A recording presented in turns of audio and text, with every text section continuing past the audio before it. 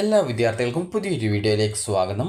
ഈ വർഷത്തെ +1 vocational higher secondary supplementary allotment result പ്രസിദ്ധീകരിച്ചു.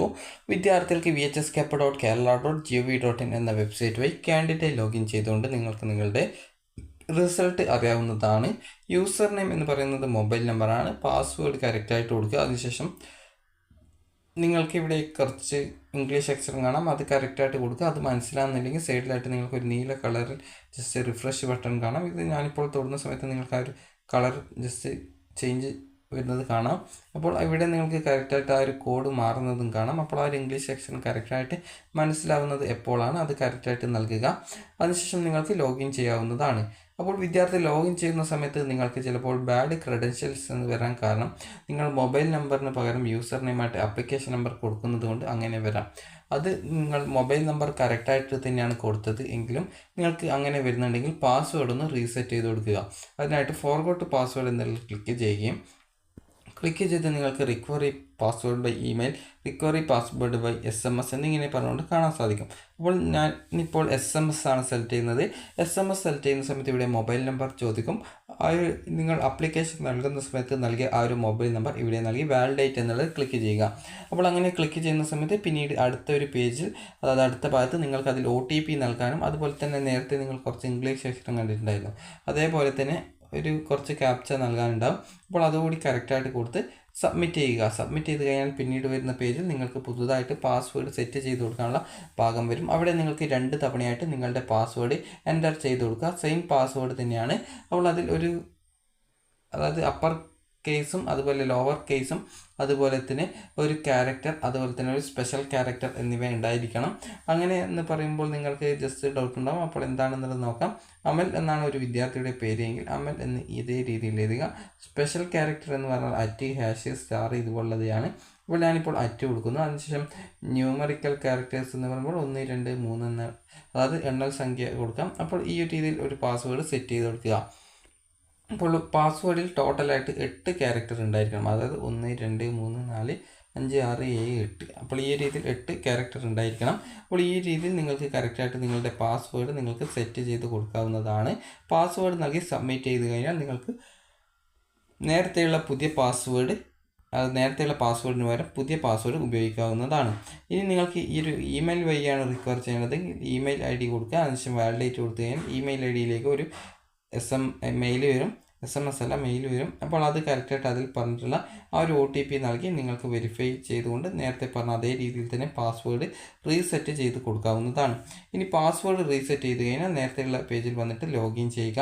ലോഗിൻ ചെയ്ത് കഴിഞ്ഞാൽ വിദ്യാർത്ഥികൾക്ക് പിന്നീട് വരുന്ന പേജിൽ നിങ്ങൾക്ക് അലോട്ട്മെൻറ്റ് കിട്ടിയിട്ടുണ്ടോ എന്നുള്ള അറിയാനായിട്ട് നിങ്ങൾ അലോട്ട്മെൻറ്റ് ഡീറ്റെയിൽസ് എന്ന് പറഞ്ഞുള്ള ഒരു ലിങ്ക് കാണാം. ആ ലിങ്കിൽ നിങ്ങൾ ക്ലിക്ക് ചെയ്യുക. ക്ലിക്ക് ചെയ്യുന്ന സമയത്ത് ഒരു പോപ്പപ്പ് വിൻഡോ വരും. പോപ്പപ്പ് വിൻഡോ കൊണ്ട് ഉദ്ദേശിക്കുന്നത് ജസ്റ്റ് ഇതുപോലെ പൊങ്ങിയിട്ട് വരുന്ന ഒരു പേജാണ്. അതിൻ്റെ ഇവിടെ ഒരു ജസ്റ്റ് ക്ലോസ് ചെയ്യാനുള്ള ഒരു ബട്ടൺ, ഇവിടെ ക്ലോസ് എന്നുള്ളൊരു ഓപ്ഷൻ എന്നിങ്ങനെയൊക്കെ ഉണ്ടാവും. അപ്പോൾ ഇതിൽ നിങ്ങൾക്ക് നിങ്ങളുടെ പേര് അതുപോലെ തന്നെ രജിസ്ട്രേഷൻ നമ്പർ എന്നിവ ഇവിടെ രേഖപ്പെടുത്തിയിട്ടുണ്ടാവും. അതിനുശേഷം താഴെ നിങ്ങൾക്ക് ഏത് ഓപ്ഷൻ, ഏത് സ്കൂൾ, എത്രാമത്തെ ഓപ്ഷനാണ് കിട്ടിയത് എന്നുള്ളത് അലോട്ട്മെൻറ്റ് കിട്ടിയിട്ടുണ്ടെങ്കിൽ ഉണ്ടാവും. ഇനിയിപ്പോൾ അലോട്ട്മെൻറ്റ് കിട്ടാത്ത ഒരു വിദ്യാർത്ഥിയാണെങ്കിൽ ജസ്റ്റ് നിങ്ങൾക്ക് ഇവിടെ ആയിട്ട് നിങ്ങളുടെ പേര് കാണാം, അതുപോലെ ആപ്ലിക്കേഷൻ നമ്പർ കാണാം. ഇവിടെ നിങ്ങൾക്ക് അലോട്ട്മെൻറ്റ് കിട്ടിയിട്ടില്ല എന്ന് ചുവപ്പ് കളറിൽ നൽകിയതും കാണാൻ സാധിക്കും. ഇനി വിദ്യാർത്ഥികൾ അലോട്ട്മെൻറ്റ് ലഭിച്ചിട്ടുള്ള വിദ്യാർത്ഥികൾക്ക് ആ ഒരു അലോട്ട്മെൻറ്റിൻ്റെ പരിശോധിക്കുന്ന ആ ഒരു പോപ്പപ്പ് വിൻഡോയിൽ തന്നെ ഡൗൺലോഡ് യുവർ അലോട്ട്മെൻറ്റ് ലെറ്റർ എന്നുള്ളൊരു ഓപ്ഷൻ ഉണ്ടാവും. അതിൽ ക്ലിക്ക് ചെയ്ത് നിങ്ങൾക്ക് നിങ്ങളുടെ ഡൗൺലോഡ് യുവർ അലോട്ട്മെൻറ്റ് ലെറ്റർ എന്ന് പറഞ്ഞുകൊണ്ടുള്ള ആ ഒരു ലിങ്കിൽ ക്ലിക്ക് ചെയ്ത് നിങ്ങൾക്ക് നിങ്ങളുടെ അലോട്ട്മെൻറ്റ് ലെറ്റർ ഡൗൺലോഡ് ചെയ്ത് എടുക്കാവുന്നതാണ്. അപ്പോൾ എങ്ങനെ ഡൗൺലോഡ് ചെയ്യാനുള്ള ആ ഒരു ലിങ്ക് ഇതുപോലെയാണ് ഉണ്ടാവുക. അപ്പോൾ ഇതുപോലെയാണ് വിദ്യാർത്ഥികൾക്ക് കാണാനായിട്ട് സാധിക്കുക. അതായത് ജസ്റ്റ് ഞാൻ ഫുള്ളായിട്ട് കാണിക്കുന്നില്ല, ഈ ഒരു ഡൗൺലോഡ്സ് എന്നുള്ള ഭാഗം മാത്രമാണ് കാണിക്കുന്നത്. അപ്പോൾ ഇവിടെ ഡൗൺലോഡ് അലോട്ട്മെൻറ്റ് ഡോക്യുമെൻ്റ് എന്ന് പറഞ്ഞുകൊണ്ടാണ് കാണാൻ സാധിക്കുക. ജസ്റ്റ് അതിൽ ക്ലിക്ക് ചെയ്യുമ്പോൾ നിങ്ങളുടെ ഫോണിലേക്ക് അത് PDF ആയിട്ട് ഡൗൺലോഡ് ആക്കാനായിട്ട് പറ്റുന്നതായിരിക്കും.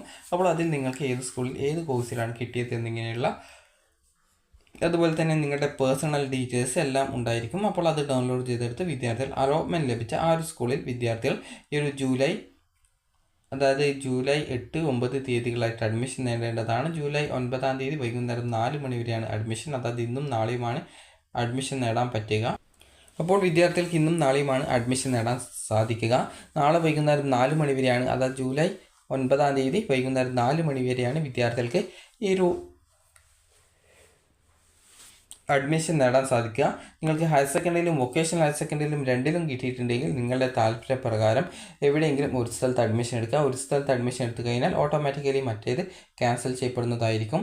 അപ്പോൾ വിദ്യാർത്ഥികൾക്ക് ഈ ഒരു വീഡിയോ ഉപകാരപ്രദമായിട്ടുണ്ടെങ്കിൽ ലൈക്ക് ചെയ്യുക, ഷെയർ ചെയ്യുക. അതുപോലെ തന്നെ വിദ്യാർത്ഥികൾ അലോട്ട്മെൻറ്റ് ചെക്ക് ചെയ്ത് നിങ്ങൾക്ക് താല്പര്യമുള്ള സ്കൂളിൽ, അതായത് ഹയർ സെക്കൻഡറിയിലാണോ അല്ലെങ്കിൽ വൊക്കേഷണൽ ഹയർ സെക്കൻഡറിയിലാണോ, ഇവ രണ്ടിലും കിട്ടിയിട്ടുണ്ടെങ്കിൽ എവിടെയെങ്കിലും നിങ്ങളുടെ താല്പര്യത്തിനനുസരിച്ച് അഡ്മിഷൻ എടുക്കുക. വൊക്കേഷണൽ ഹയർ സെക്കൻഡറിയിൽ മാത്രം ലഭിച്ചവരാണെങ്കിൽ അവിടെ പോയിട്ട് അഡ്മിഷൻ എടുക്കുക.